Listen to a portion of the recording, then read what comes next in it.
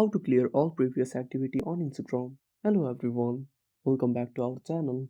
So let's dive right in without wasting any time. Also make sure to watch this video till the end. So first of all open up Instagram on a device. Now tap on profile at the bottom right corner. Now tap on three lines at the top right corner. Then simply tap on account center.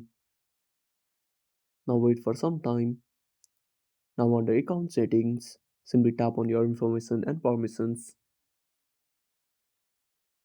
Then find your activity of Meta Technologies. Then simply tap on it.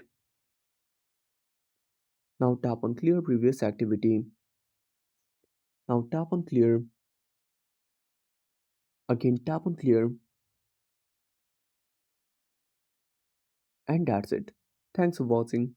Make sure to subscribe our channel and hit the bell icon. See you in the next video.